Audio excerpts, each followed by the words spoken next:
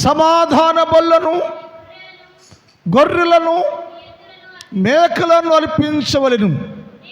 నేను నా నామమును జ్ఞాపకార్థముగా ఉన్నట్లుగా వచ్చి నేను నిన్ను ఆశీర్వదించదను. ఎక్కడికి వచ్చి? నీ యొద్దకు వచ్చి. ఇది వాగ్దానం సందేశం ఈ నెలలో మనకి. నేను నీ యొద్దకు వచ్చి నిన్ను ఆశీర్వదించదను. ఈ మాట దేవుడే స్వయంగా మాట్లాడే మాట. నువ్వు రాకపోయినా, నువ్వు అడగకపోయినా, నీకు అవసరం లేకపోయినా యేసయ్య అంటున్నాడు, నేను దేవుడను, సహాయం చేసేవాడను. మీకు ఏది కావాలో తండ్రిగా, దేవునిగా నాకు తెలుసు. కాబట్టి నువ్వు అడిగినా అడగకపోయినా నేను మాత్రం దేవునిగా నా కర్తవ్యం ఏంటంటే మీ అందరిని నేను దీవించాలి. మీ అందరిని నేను అన్ని కుటుంబాలని క్షేమంగా ఉంచాలి, దీవెనకరంగా ఉంచాలి, దీవించాలనేది నా ఉద్దేశం. అందుకని నేను నీ యొద్దకు వచ్చి నిన్ను ఆశీర్వదించదను అని ఆయన దిగు వచ్చి ఆశీర్వాదాలు మనకిస్తారని వచ్చాడు.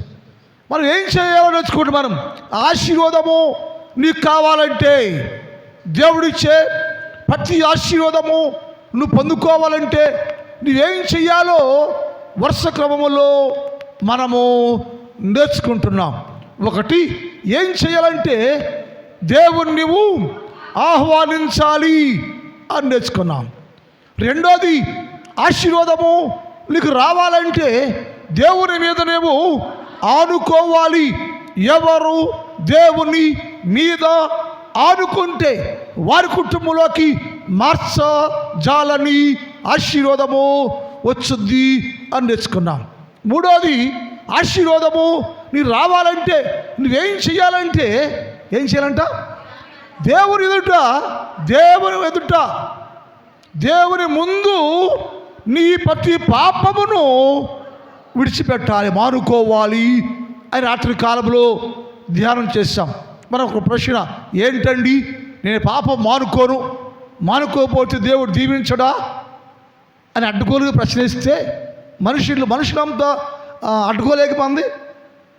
మానవ స్వభావం ఏంటి? మట్టి. మనుషుడు మట్టిని తీయబడ్డాడు. ఈ మట్టి స్వభావం ఏంటి?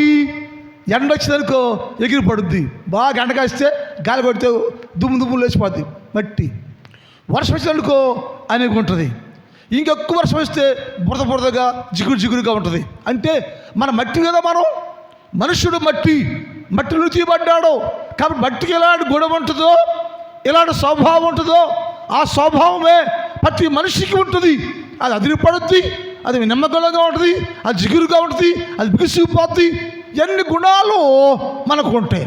ఇప్పుడు ఏంటంటే, దేవుడా ఎందుకు నేను పాపాన్ని మానకపోతే దీవించవా నువ్వేం దేవుడు అయ్యా, నువ్వేం దేవుడివి అని ఒక అడ్డుగోలు ప్రశ్న వేస్తే దేవుడు అన్నాడు, దీవించట నా వంతు, ఫలించట నీ వంతు. నేను దీవిస్తూ ఉంటా, నువ్వు అడగకముందే నేను దీవిస్తూ ఉంటా. అది ఫలించిద్దా లేదా అని దీవిస్తాం. ఎందుకని? నేను దీవిస్తూనే ఉన్నా. అది కుటుంబంలో కార్యం చేయకపోతే, కార్యం జరగకపోతే నీ ఇష్టం అది. ఎందుకయ్యా అంటే నీలో నాశీవదము నిలిచి ఉండదు.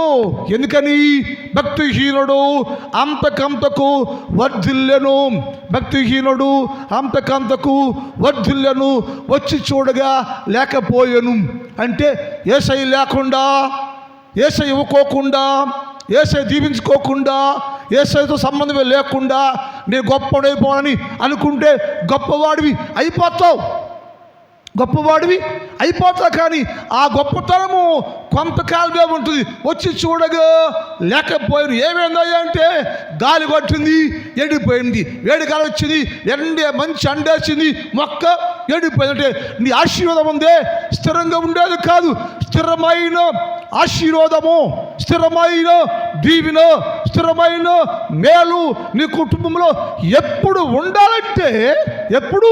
ఉండాలంటే నువ్వేం చేయాలంట? నీ దేవుని ఎదుట నీ పాపాన్ని, మనుషులు అందరూ తల్లి గర్భంలోనే పాపములు పుట్టాను, నీతిమంతులు భూలోకములో లేరు. అందరూ పాపము చేసి దేవుడు అనుగ్రహించు మహిమను పొందలేక పోవచ్చున్నారు. ఏ పాపం నీలో ఉందో ఆ పాపాన్ని మానుకోవాలి. అతను ఏమని చెప్పండి ఆయన, ఇదిగో నిన్ను దీవించాలంటే నీ కుటుంబము ఎప్పటిలాగా క్షేమంగా, దీవెనకరంగా, మేలుకరంగా నీ కుటుంబం మొదటి అనుభవంలోకి రావాలంటే నువ్వేం చేయాలంటే నీ పాపమును మానుకో, నీ పాపాన్ని మానుకో. పాపం మానుకుంటేనే ఆశీర్వాదం. ఈ భూలోకములో పాపం చేస్తే నేను దీవించబడుతున్నా కదా. ఇప్పుడు విశ్వాసం ఏమిటంటే, నేను విశ్వాసినండి, చాలా భక్తిగా ఉంటున్నా, చాలా ప్రార్థనలో ఉంటున్నా, ఎంత భక్తిగా ఉన్నాను, మరి నా కుటుంబంలో ఏమి డబ్బు లేదు, అంత కష్టాలే ఉండి అయ్యా. వాడు పాపం చేస్తున్నాడు, ప్రార్థన రాడు, పాపిగా ఉన్నాడు, గాలిగా ఉన్నాడు, కానీ వాళ్ళ కుటుంబము దీవించబడుతుంది అనుకుంటారు. ఈ రెండుకి వ్యత్యాసం ఉన్నది. ఎందుకని? విశ్వాసికి ఎప్పుడు స్పీడ్గా ఆశీర్వాదం రాదు. విశ్వాస కుటుంబంలోకి స్పీడ్గా ఆశీర్వాదం అనేది రాదు. శ్రమల్లో నలుక్కుంటా అది తట్టుకుంటా ఓచుకుంటా క్రమంగా విశ్వాస కుటుంబం దీవించబడుద్ది. పాపల కుటుంబం త్వరగా పెరిగిపోద్ది, ఇరిగిపోద్ది. అందుకని యేసయ్యన్నాడు, స్థిరంగా నీ ఇంట్లో స్థిరమైన ఆశీర్వాదం ఉండాలో, స్థిరమైన దీవెన ఉండాలో, స్థిరమైన మేలు ఉండాలంటే రాత్రి ఏం చెప్పాడు ఆయన? నీ పాపము మానుకుంటే, నీ పాపము మానేస్తే, నీ పాపాన్ని వదిలేసి వస్తే, నీ పాపమును విడిచిపెట్టి రండి, నీ పాపాన్ని వదిలేసి రండి, నా దగ్గర స్థిరమైన ఆశీర్వాదం, స్థిరమైన దీవెన నీ కొరకే నేను ఉంచాను, అది తీసుకోండి, వెళ్ళండి, రండి.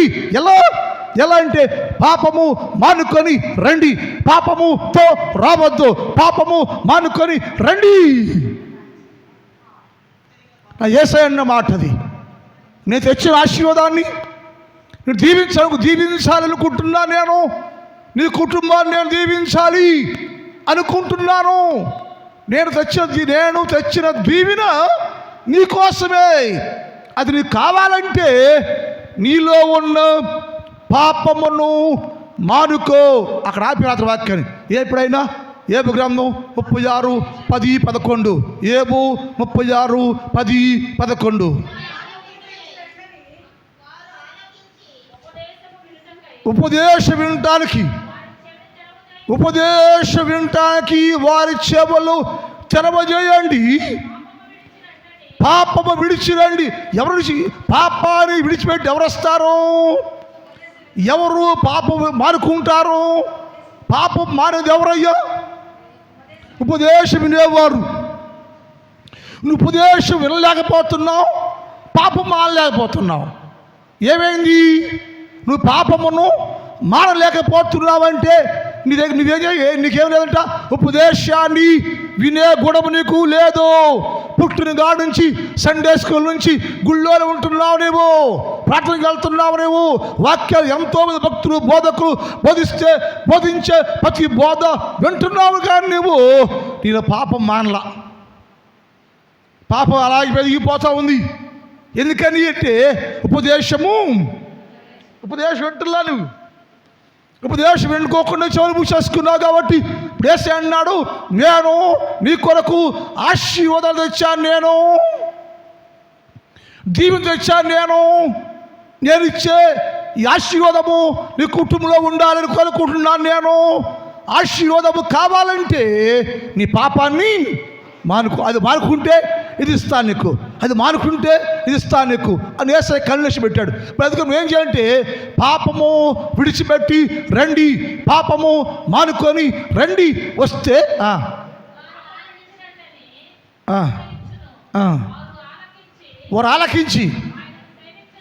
వారు ఆలకించి ఆయనను సేవిస్తే అతని దినములన్నీ కూడా క్షేమకరముగా ఉండును, దీవెనకరముగా ఉండును, మేలుకరంగా ఉండును, అట్టి ఆశీర్వాదాన్ని నేను ఇస్తాను. నేను అప్పుడు నీవు నీ కుటుంబము అన్ని విషయాల్లో వర్ధులతో క్షేమకరంగా దీవెనకరంగా ఉంటారు. కాబట్టి నువ్వేం చేయాలంటే ఏం చెయ్యాలంటే దేవుని ఎదుట దేవునికి కనపడే ప్రతి పాపాన్ని యేసు ప్రభు సన్నిధిలో మానుకోవాలవో మానుకు రావాలో. ఎవరు మానుకొని వస్తే యేసయ్య ఎదుట మీ పాపాన్ని కనపడే బహిరంగంగా కనపడే ప్రతి పాపాన్ని మానుకొని వస్తే దేవుడు నీ కొరకు తెచ్చిన ప్రతి మేలు, ప్రతి ఆశీర్వాదం, ప్రతి దీవెన నా దేవుడు నీకిచ్చి నీ కుటుంబాన్ని వర్ధల్లో చేయునుగాక. అలా జరగాలంటే నీ పాపాన్ని మానాలి. ఎంతకాలం పాపం మనకు ఉంటావు నువ్వు? పాపం మానయ్య అన్నావు అనుకో, రోజు అదే బాగా చెప్పనుకో, వీళ్ళు కూడా రారు రేపు. ఎందుకని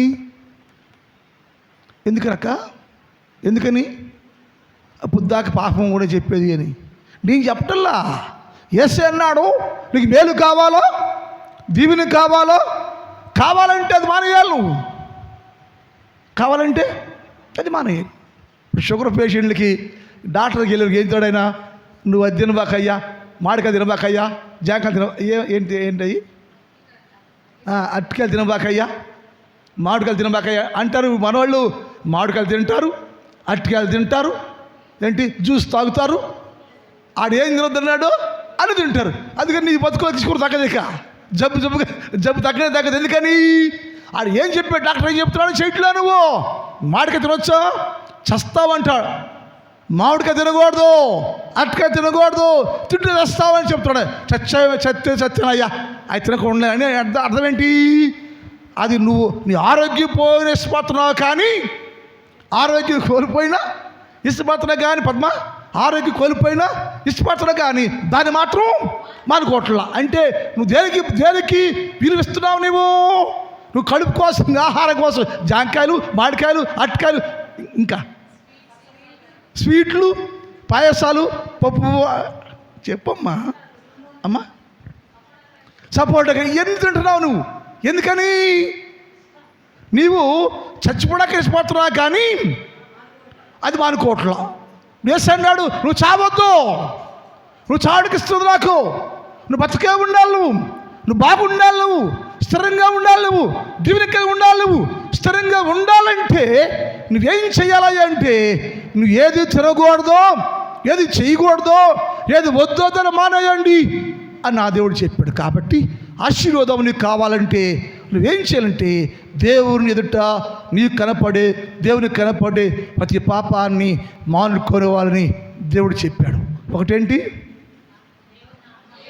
ఆహ్వానించాలి.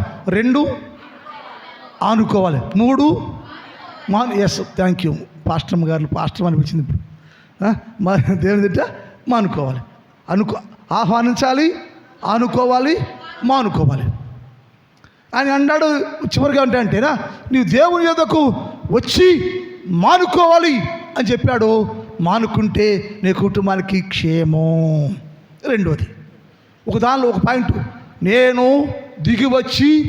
నేను పరలోకంలో నుంచి దిగివచ్చా, నీ యొద్దకు దిగివచ్చా. ఎందుకంటే నిన్ను దీవించడానికి ఈ 4 విషయాలు నువ్వు చెయ్యాలి. రెండో విషయం, నేను పరలోకంలో నుంచి దిగివచ్చా. నేను దిగివచ్చా.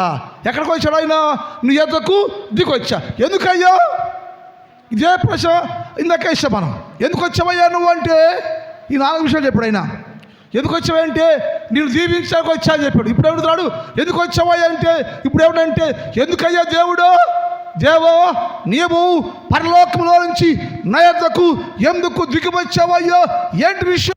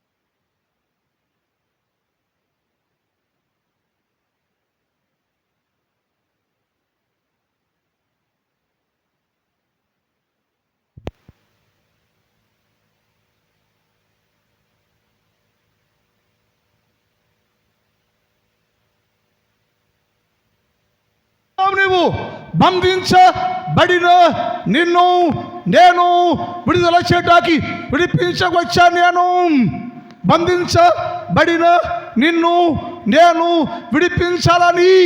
విడిపించాలని చాలా కాలం చూస్తున్నా, చాలా ఏళ్ళ నుంచి చూస్తూనే ఉన్నా. నేను చూస్తుంటే ప్రతి మనుష్యుడు బంధించబడను, ప్రతి మనుష్యుడు బంధించబడను. ఎక్కడ ఎవరు బంధించారు? నిన్ను ఎవరు బంధించారయ్యా అంటే, నెంబర్ 1, ఎవరు నిన్ను బంధించంటే అపవాది సాతానుడు నిన్ను బంధించి వేశాడు, సంఖ్యలలో బంధించి వేశాడు. బందీగా వేసి బయటికి రానికోకుండా వాడు ఏం చెబితే అదే చేస్తూ సాతాను మాటకి లోబడి సాతాను నిన్ను నలిపేస్తూ ఉంటే అలా బందీగా ఉంటే, నా దేవుడు బందీలుగా సాతాను సంఖ్యల చేత బంధించిన నిన్ను విడిపించడానికి నేను పరలోకములో నుంచి భూలోకానికి దిగి వచ్చా, విడిపించడానికి వచ్చా. ఆ మాట అందరూ తెలిసే మాట చూద్దాం. అసలు నిర్గమకాండం 3:7-8 చూద్దాం. నిర్గమ 3:7-8 చూద్దాం. అతను మరియు యెహోవా ఇట్లా నేను ఐగుప్తులో ఉన్న నా ప్రజల యొక్క బాధను నిశ్చయంగా చూశాను. నా ప్రజలందరూ ఏ స్థితిలో ఉన్నారో, ఏ బాధల్లో ఉన్నారో, ఏ కష్టాల్లో ఉన్నారో, ఏ సమస్యల్లో ఉన్నారో, నా ప్రజలందరి యొక్క బాధలను నిశ్చయముగా నేను చూశాను.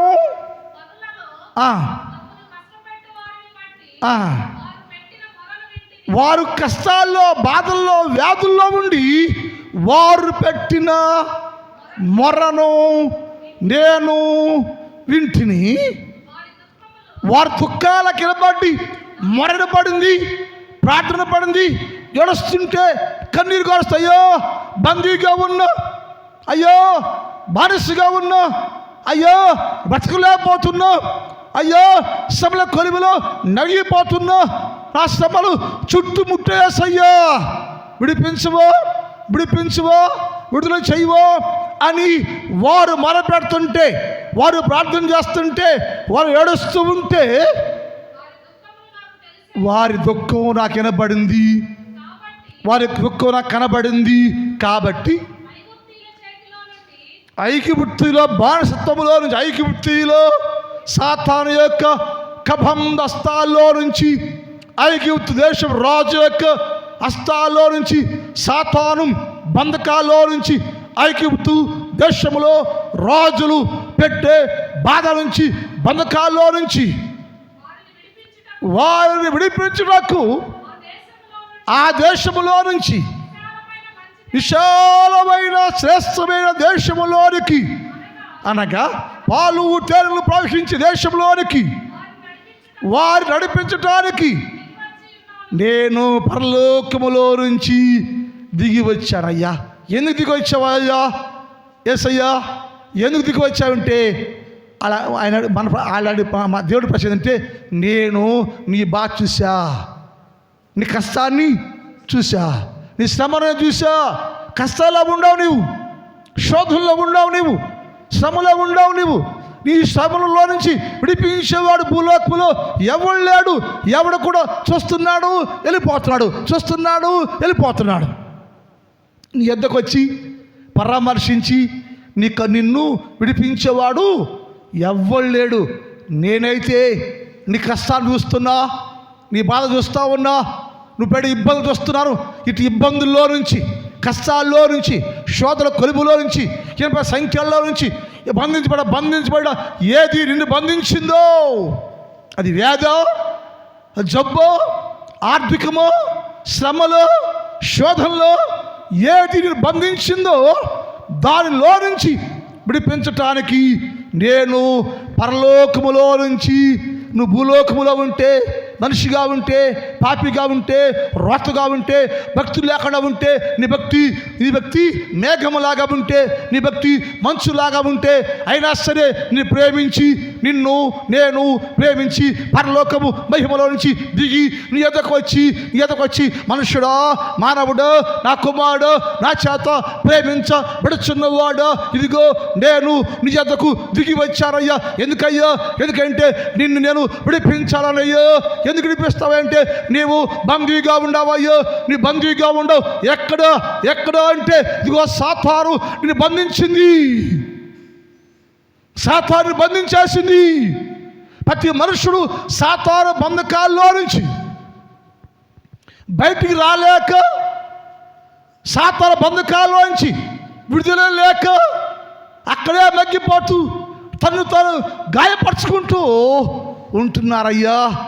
అలాంటి నిన్ను విడిపించడానికి నేను పరలోక మహిమలో నుంచి, వైభవములో నుంచి దిగి నీ ఎదుకు వచ్చానయ్యా.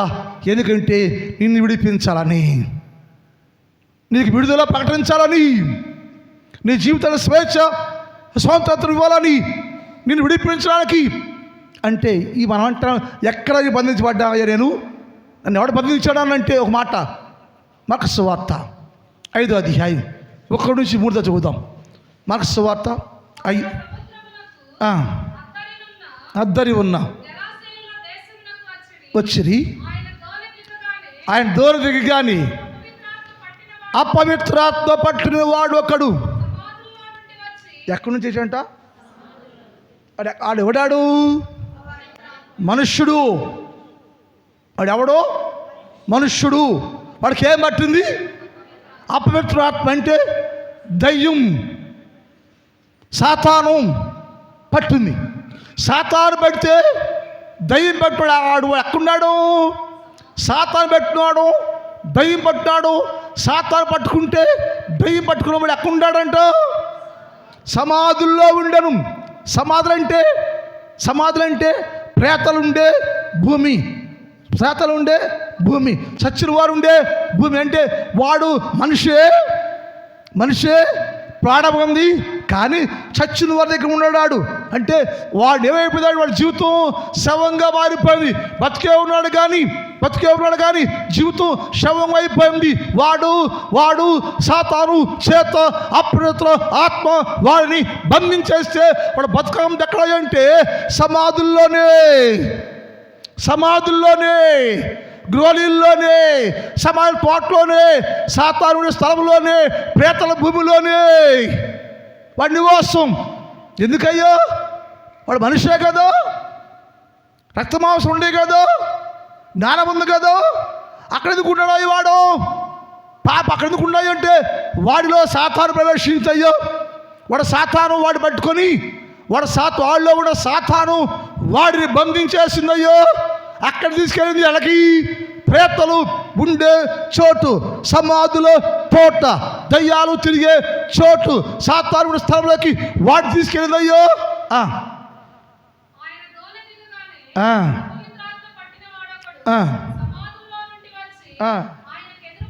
ఎదురుపడెను.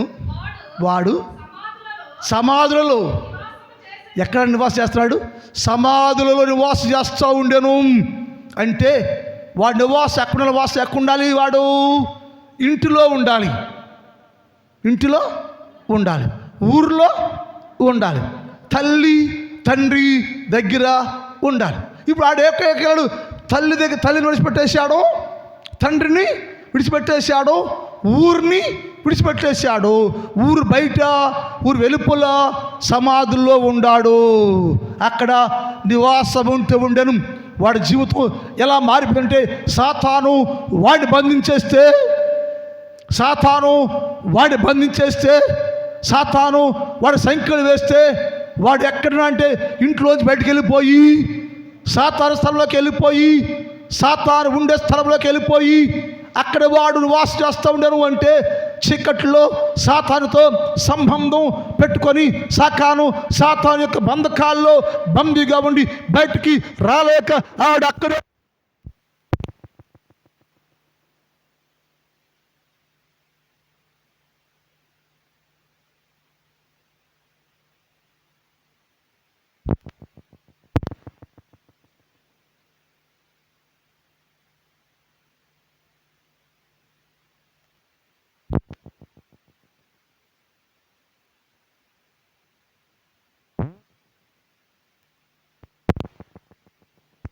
ఇంట్లోకి తేవాలి, సొసైటీలోకి తేవాలి, సమాజంలోకి తేవాలి, పరిశుద్ధ స్థానంలోకి తేవాలంటే ఏం చేయాలండి? ఇప్పుడు నేను వాడు ఎక్కడ బందీగా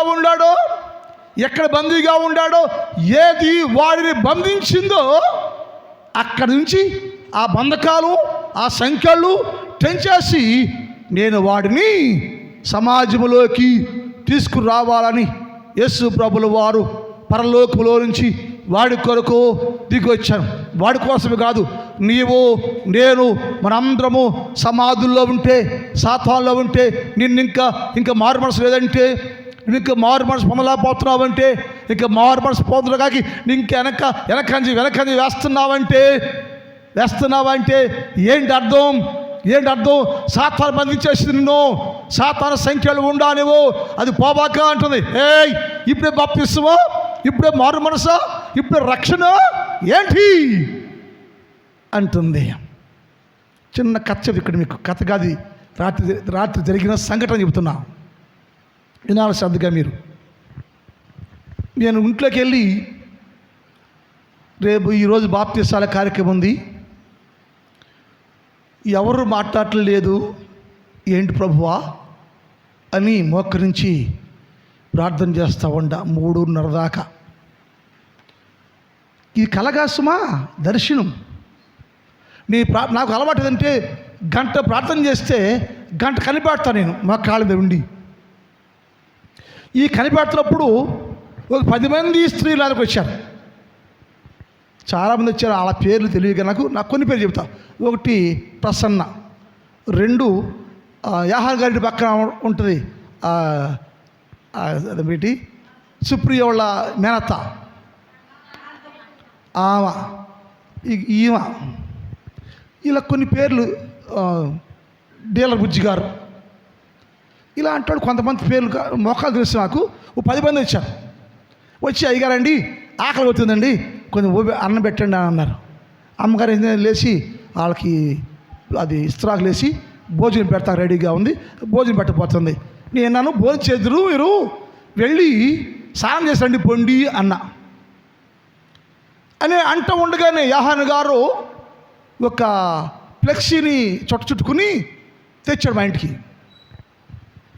యాహాను గారు వచ్చి అన్నారు, అయ్యారండి నేను వాకింగ్ చేస్తున్నాను అయ్యా. వాకింగ్ చేస్తుంటే ఒక ఆయన కనపడ్డాడు దారిలో, ఈ ఫ్లెక్సీ నీకు ఇమ్మన్నాడయ్యా అన్నాడు. ఏంటయ్యా అంటే చూడదయ్యా, నేను నడుస్తున్నాను, నేను ఆయన ఎదురయ్యాడు, నాకు ఆయన వెళ్తున్నాడు, ఆయన నీకు ఇమ్మన్నాడయ్యా, తెచ్చాను, అందులో ఏముందో కూడా నేను చూడదయ్యా అన్నాడు యాహాను గారు. సరే నుంచయ్యా, వీళ్ళు వచ్చారు, వాళ్ళకి భోజనం పెట్టి చూద్దామని చెప్పా. ఇప్పుడు ఈ భోజనం పెట్టే ముందు ఏం చెప్పంటే, నువ్వు స్నానం చేసిరా అండి అన్న. స్నానం చేసి వెళ్ళారు. స్నానం చేసి వాళ్ళు అదే బట్టలు కట్టుకుని వచ్చారు. యాహాను గారు వాళ్ళని అడిగాడు, ఏంటమ్మాయి మీరు స్నానం చేశారు కదా, మీరు అయ్యే బట్టలు వేసుకొచ్చారు ఏంటి అంటే, మరొక వేరే బట్టలు మాకు తెచ్చుకోలేదు మేము, లేవయ్యా అన్నారు. అప్పుడు యాహాను గారు అన్నాడు, ఉండండి, మా మనవడికి పెళ్లి చేశాను, చాలా చీరలు మిగిలిపోయి ఇంటికి వెళ్ళి చెప్పి ఇంటికి వెళ్ళి 10 చీరలు తెచ్చాడు ఆయన. 10 కొత్త చీరలు తెచ్చి ఈ 10 మందికి 10 చీరలు ఇచ్చేసాడు. స్నానం చేసేసారు, చీరలు కట్టుకున్నారు. భోజనం పెట్టాలి. ఇప్పుడు నేను భోజనం పెట్టే ముందుగా అయ్యా భోజనం పెడదాం, తెచ్చావు కదా నువ్వు, అది ఆ ఫ్లెక్సీ అని చూడయ్య యాహాను గారిని ఆ ఫ్లెక్సీ చూడని చెప్పి ఆయన చేతిలో ఉన్నటువంటి ఆ ఫ్లెక్సీని ఎడుకొట్టి కింద పైదాకా దానిలో ఒక అక్షరం రాసి ఉంది, రోమా 2:5 చదువు అని రాసి ఉంది. రోమా 2:5 చదువు అని రాసి ఉంది. నీ కాఠిన్యమును మార్పు పొందని హృదయమును అనుసరించి అనగా దేవుని న్యాయమైన తీర్పు బయలుపరచబడి దినమందు నీకు నీవే ప్రతివానికి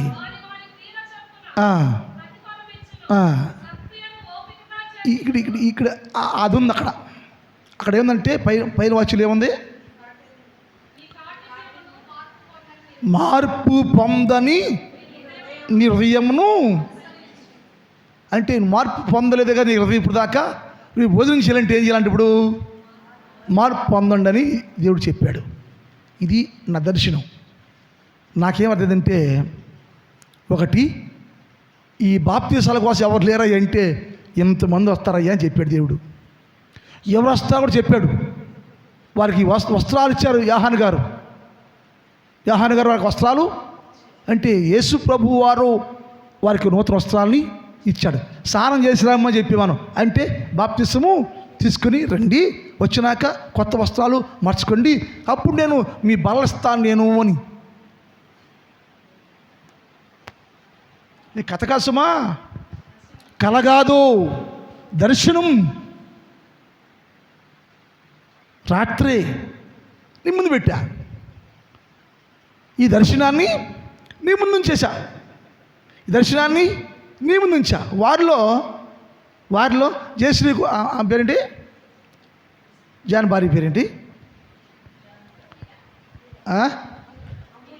అమ్ములేలే అసలు పేరు చెప్పు, శ్రీలత, వీళ్ళందరూ ఉన్నారు. నేను ఏమంటానంటే నా వాక్యం ఏంటి, ఇప్పుడు నీవు ఇంకా మా దేవుని సన్నిధిలో ఆశీర్వాదం కావాలి నీకు రా అంటే వాళ్ళు ఏమన్నాడు, సంఖ్యల్లో ఉండాలి, నేను సంఖ్యలు విడిపోలేదు, నాకు ఇంకా నేను మారుమనసు పొందాలి అనుకుంటున్నా, రక్షణ తీసుకోవాలనుకుంటున్నా, కానీ నాలో ఉన్న సాతాను బంధించాడే. బంధించిన సాతాను నీ దర్శనాలు చూసినా, వాక్యాలు విన్నా, నన్ను వాడు బయటికి రానిట్లేదయ్యా. బందీగా ఉన్నాను నేను. వాడు బంధకాల నుంచి బయటికి వస్తేనే, సంఖ్యలు తెగితేనే నేను బయటకు వచ్చి ఈ కార్యక్రమంలో పాల్గొంటాను అన్నాడు. పొందుకుంటావా? అక్కడే ఉంటావా? ఎంతకాలం అక్కడ ఉంటావు? అది చేశాడు. నేను నిన్ను విడిపించడానికి దిగొచ్చాను. నేను ఎవరినయ్యా అంటే ఏ సాతాను ఏ మనిషిని బంధించిందో, ఎవరిని బందీకోల ఉంచిందో ఆ మనుషులందరినీ నేను విడిపించి స్వేచ్ఛగా స్వతంత్రంగా నా కుమార్తెలుగా చేయాలని పరలోకంలోంచి నేను దిగొచ్చా. లూకా సువార్త 8:35 చదువుదాం. లూకా 8:35 చదువుదాం. లూకా సువార్త 8:35. జనులు ఎవరిని చూడకెళ్ళారంట? ఎవరిని? ఏం జరిగింది అక్కడ? ఏం జరిగిందంటే గ్రోడిలో ఉన్నాడే, అపవాది చేత పిడిచిపడుతున్నాడే, వాడిని యేసయ్య సంఖ్యలలో నుంచి విడిపించి సమాధిలో నుంచి బయటికి తెచ్చి వాడికి స్నానం చేపించి కొత్త బట్టలు కట్టబెట్టి, అడిగి ఏమైంది? యేసు ప్రభు దిగొచ్చి ఏం చేశాడయ్యో? యేసు ప్రభులు వారు దిగొచ్చి ఏం చేశాడంటే సంఖ్యలలో బంధించబడుతున్న సాతాను సంఖ్యలలో బందీగా ఉన్న ఆ వ్యక్తిని, సాతాను చేత బంధించబడి పాపంలో మగ్గిపోతున్న ఆ వ్యక్తిని వాడు సాతాను సంఖ్యలు పెంచివేసి సాతాన్ని వడగొట్టి సాతాను పారగొట్టి అక్కడి నుంచి వాడిని బయటికి తెచ్చి, అక్కడి నుంచి వాడిని సమాధుల్లో నుంచి బయటికి తీసుకొచ్చి వాడికి స్నానం చేసే జీవితాన్ని కొత్త జీవితాన్ని ప్రసాదించి వాడి జీవితాన్ని విలువైన జీవితంగా మార్చేస్తే అందరూ చూస్తున్నారు. అరే నిన్న దాకాడు సమాధిలో ఉన్నవాడు కాదా, దయ్యం పట్టినవాడు కాదా, గోళీలో ఉన్నవాడు కాదా, వాడు సమాధుల్లో అక్కడ పడుకుని అక్కడే అక్కడే ఉండేవాడు కాదా? ఏమిటి మార్పు? ఏం జరిగింది? వాడేంటి ఫ్రెష్గా ఉన్నాడు, గడ్డం చేశాడు, మంచి బట్టలు వేసుకున్నాడు, మంచి డ్రెస్సుని వేసుకున్నాడు. వాడొచ్చి ఇక్కడ యేసు పాదాల కడ కూర్చుండెను. వాక్యం ఇప్పుడు చేయమ్మా. జనులు జరిగిందని చూడవెళ్ళి యేసు యొద్దకు వచ్చి యేసు పొత్తుకు వచ్చి చూస్తే దయ్యము వదిలిపోయిన మనుష్యుడు, సాతాను సంఖ్యల్లో బంధించబడిన మనుషుడు విడిపించబడి ఏగటంట బట్టలు కట్టుకొని స్వస్థచిత్తుడై యేసు పాదముల చెంత కూర్చుండెను. హల్లెలూయా, హల్లెలూయా. ఇది ఆ యేసు ప్రభుల వారు దిగి వచ్చి పరలోకంలో నుంచి భూలోకానికి ఎందుకు దిగొచ్చావయ్యా అంటే, నేను నిన్ను విడిపించటానికి.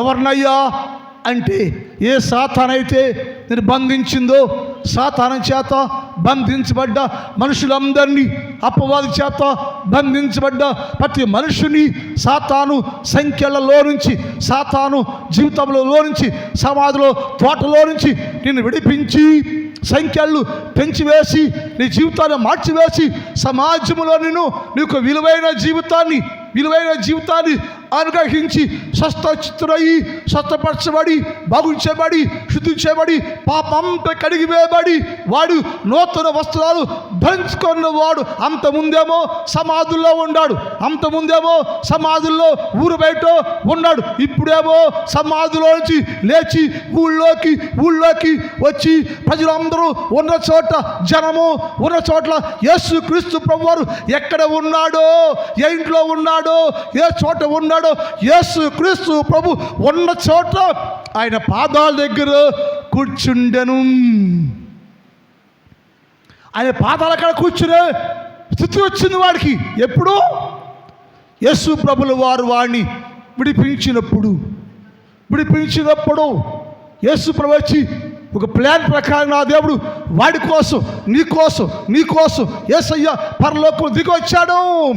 నువ్వు ఇంకా సాతాను ఇంట్లోనే ఉంటే, సాతాను బంధకాల్లో ఉంటే, సాతాను బంధించేసి ఉంటే, సాతాను చేత బంధించబడి రక్షణ భాగ్యాన్ని ఎరగలేక, రక్షణ మార్గంలోకి రాలేక పాప సంబంధంగా ఉంటున్న నిన్ను ఆ సంబంధంలో నుంచి, ఆ బంధకాల్లో నుంచి, ఆ స్థితిలో నుంచి విడిపించి నా దేవుడు నిన్ను స్వస్థ చిత్తుణ్ణి చేసి నీ జీవితాన్ని మార్చి విలువైన వాడిగా, కొత్త వస్త్రాలు కట్టి విలువైన వ్యక్తిగా యేసు క్రీస్తు పాదాలు చెంత కూర్చుని నా దేవుణ్ణి ఘనపరిచేవాడిగా చేయటానికి యేసు క్రీస్తు ప్రభుల వారు పరలోకములో నుంచి దిగి వచ్చారు.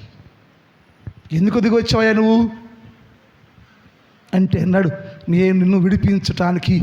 ఎక్కడయ్యా అంటే, ఒకటేమో సాతాను చేత బంధించబడిన వారిని విడిపించడానికి దిగొచ్చా. రెండోది పాపములో బంధించబడిన వారు. సాతాను వేరు, పాపం వేరు. సాతాను వేరు, పాపం వేరు. పాపము నిన్ను బంధించేసింది. ఈ పాపములో నుంచి బయట రాలేకపోతున్నావు. ఏసనంటే నువ్వు పాపంలో నుంచి బయటికి రావాలి. నువ్వు నా కుమార్తెవు, నువ్వు నా కుమారుడు, నువ్వు నాలాగే పరిశుద్ధంగా ఉండాలి, పవిత్రంగా ఉండాలి, నా కుమారుడుగా ఉండాలి, నాలాగా ఉండాలి నువ్వు. కానీ నువ్వు పాపములో మలినము అయిపోయావు. పాపము ద్వారా నీ జీవితం పాడైపోయింది. పాపము వలన నీ బతుకు మురికైపోయింది. కాబట్టి అక్కడి నుంచి బయటికి రావాలి అని చెప్పాడు. ఎలా వస్తున్నాయి అంటే, దేవుడు చెప్పాడు, నేనే నీ యొద్దకు వచ్చి, నేను పరలోకములో నుంచి దిగి వచ్చి నీ యొద్దకు వచ్చి, పాపములో బంధించబడ్డావే, ఏ పాపము బయటికి రానియకుండా, ఏ పాపము నిన్ను బందీగా ఉంచి బంధించిందో ఆ పాపములో నుంచి విడిపించటానికి నేను పరలోకములో నుంచి నీ కోసం, కేవలము పాపి కోసం, పాపములో బందీగా ఉన్న వారి కోసం, పాపములు బతికే వారి కోసం, పాపములు జీవిస్తున్న వారి కోసం నా దేవుడు యేసుక్రీస్తు ప్రభుల వారు పరలోకంలో నుంచి దిగివచ్చి నీ పాప స్థితిని చూసి, నువ్వు పాపంలో మగ్గిపోకూడదు, పాపంలో చచ్చిపోకూడదు, నిన్ను మార్చాలి, పరిశుద్ధుని చేయాలి, మనిషిని చేయాలి అని పాపములో ఉన్న నిన్ను విడిపించడానికి నా దేవుడు నీ యొద్దకు దిగి వచ్చాను. కొలస్సీ పత్రిక 1వ అధ్యాయం 13 చూద్దాం. కొలస్సీ 1:13. అమ్మా, ఆయన మనలను అంధకార సంబంధమగు అధికారం, అక్కడున్నమాట అది, అంధకార సంబంధమగు అధికారం అంటే అంధకారం అంటే చీకటి, చీకటి అంటే పాపం. మనం ఏ అధికారం ఉండాము?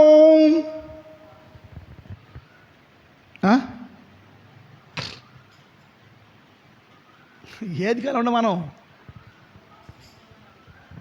Thank you. ఏంటా? అంధకార సంబంధమైన అధికారం. యేసు అన్నాడు, మీరు పాపం యొక్క అధికారం ఉన్నాడు. పాపము నీ మీద ప్రభుత్వం చేస్తూ ఉంది. పాపము నీ మీద ప్రభుత్వం చేస్తుంది.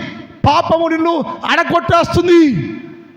కాబట్టి నేను ఆ పాప సంబంధమైన అధికారములో నుంచి, ప్రస్తుత అంధకార సంబంధము అధికారములో నుంచి నేను విడిపించడానికి నేను పరలోకంలో నుంచి దిగి వచ్చా. వాక్య పూర్చేమా. ఆయన మనలను అంధకార సంబంధము అధికారములో నుండి విడుదల చేసి తాను ప్రేమించిన తన కుమారుడైన యేసుక్రీస్తు ప్రభు యొక్క రాజ్యంలో నివసించే వారిగా చేశాను. హల్లెలూయా, హల్లెలూయా. ఎంత గొప్ప ధన్యతండి.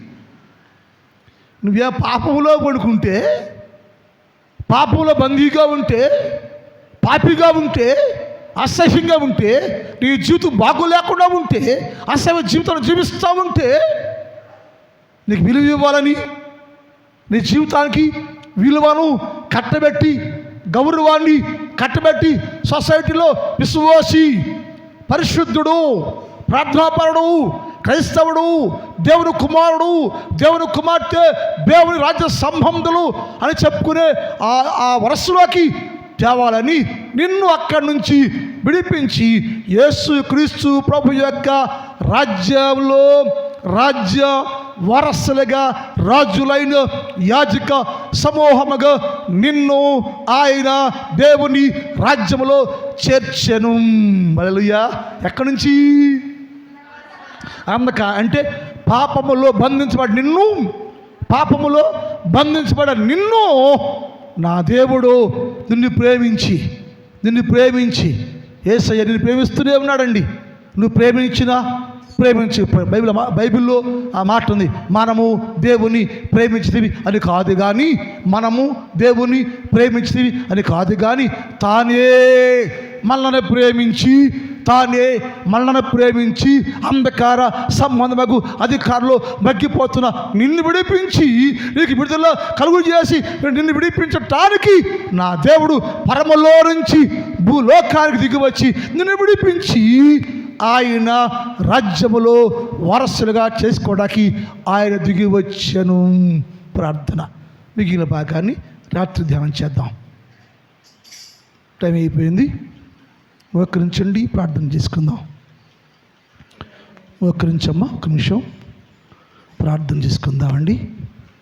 ఈ సమయంలో యేసయ్యా నాతో మాట్లాడయ్యా.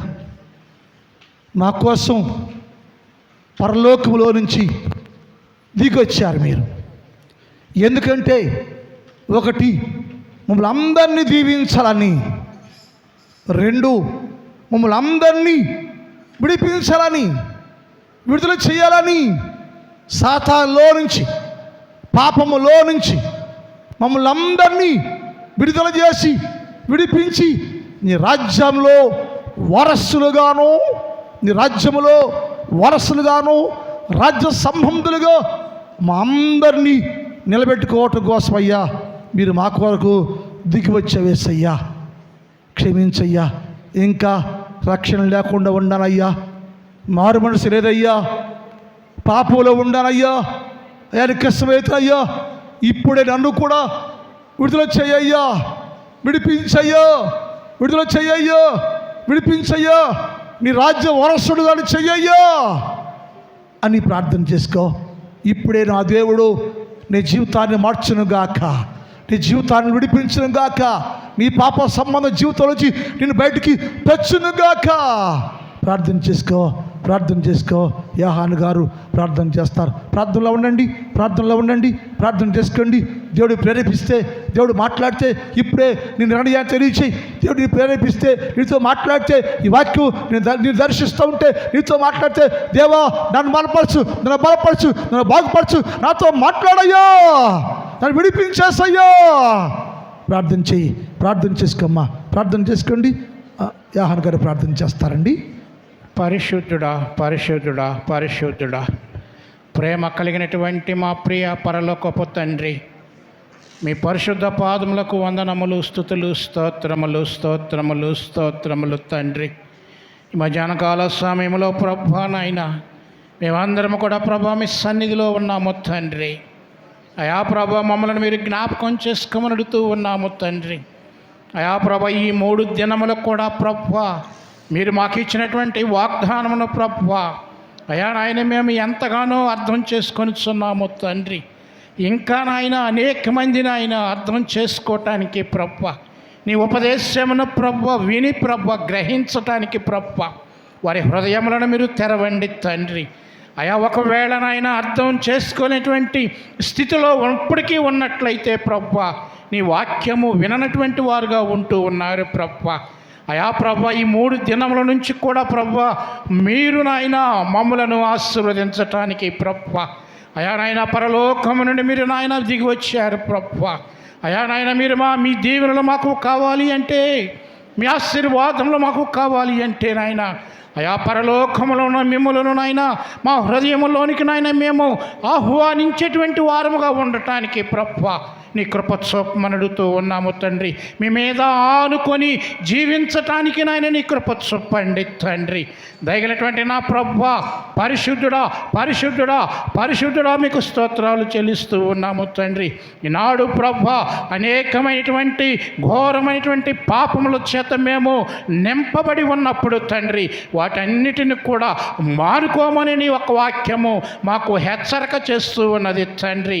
ఇప్పటికైనా సరే మేము మానుకునేటువంటి స్థితిలో ఉన్నామా లేక విడిచిపెట్టనటువంటి స్థితిలో ఉన్నామా? మమ్మలను మేమేనైనా పరీక్ష చేసుకోవటానికి నాయన, మమ్మల్ని మేము పరిశీలన చేసుకోవటానికి తండ్రి నీ కృపను చూపండి తండ్రి. పరిశుద్ధుడా ఈ మధ్యాహ్నకాల సమయంలోనైనా అయా ప్రభు మేము నాయన ఈ లోకమనేటువంటి పాపములో బందీలుగా ఉండిపోయాము తండ్రి, బంధకాలలో ఉండిపోయాము తండ్రి, పాపపు కట్ల చేతనైనా కట్టబడి ఉన్నాము తండ్రి. కట్ల నుంచి విడిపించండి నాయన, పాపపు కట్ల నుంచి మాకు విడుదల కలుగచేయండి తండ్రి. సాతాను కట్ల నుంచి నాయన విడుదల కలుగచేయండి ప్రభా. అయా ప్రభా దుష్ట శక్తుల నుంచి మాకు విడుదల కలుగచేయమని అడుగుతూ ఉన్నాము తండ్రి. అయా ప్రభా పరిశుద్ధుడా ఆనాడు ప్రభా ఇశ్రాయేలు ప్రజలైనటువంటి వారు నాయన ఐగుప్తు దేశంలోనైనా వారు బంధకాలలో ఉన్నారు ప్రభా, వారిని విడిపించారు తండ్రి. పాలు తేనెలు ప్రవహించేటువంటి దేశమునకు వారు నడిపిస్తూ ఉన్నారు తండ్రి. అయా మీకు స్తోత్రాలు చెల్లిస్తూ ఉన్నాము తండ్రి.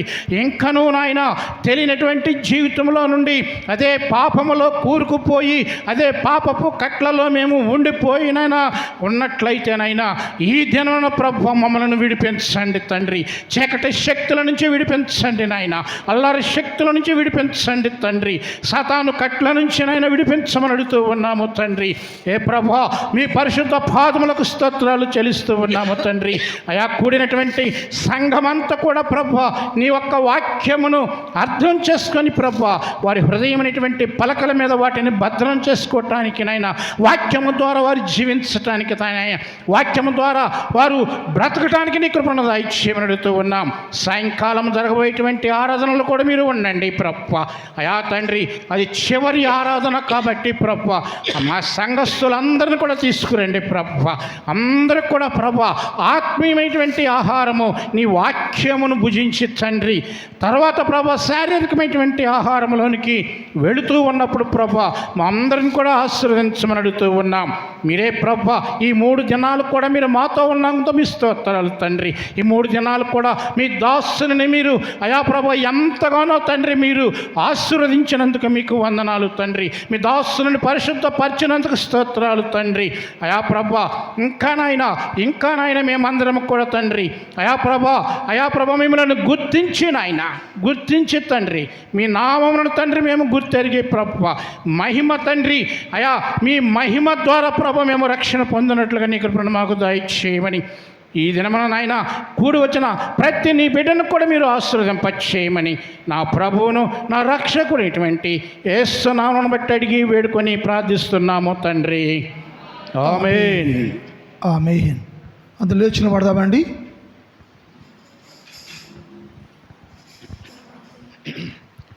ఎందుకో నన్నింతగా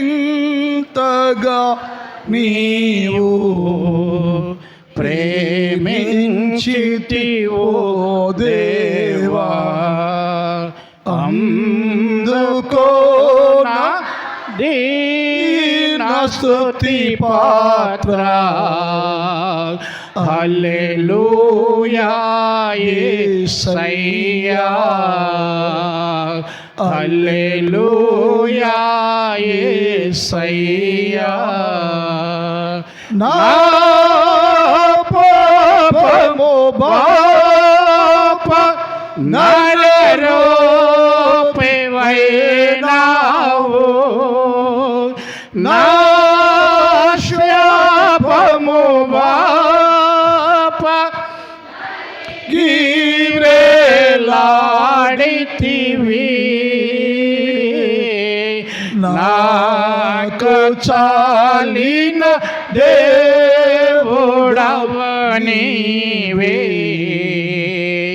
నా స్థానములో నీవే. నాకు చాలిన దేవుడవు నీవే, నా స్థానములో నీవే. హల్లెలూయా యేసయ్యా, హల్లెలూయా యేసయ్యా. తండ్రి దేవుని ప్రేమ, కుమారుడు యేసుక్రీస్తు వారి కృప, పరిశుద్ధాత్మ దేవుని యొక్క కన్యని సహవాసం ఇప్పుడు ఎప్పుడు ఎల్లప్పుడూ సదాకాలము మనందరికీ తోడై ఉండునుగాక. ఆమేన్. ఆమేన్. ఆమేన్. వినండి.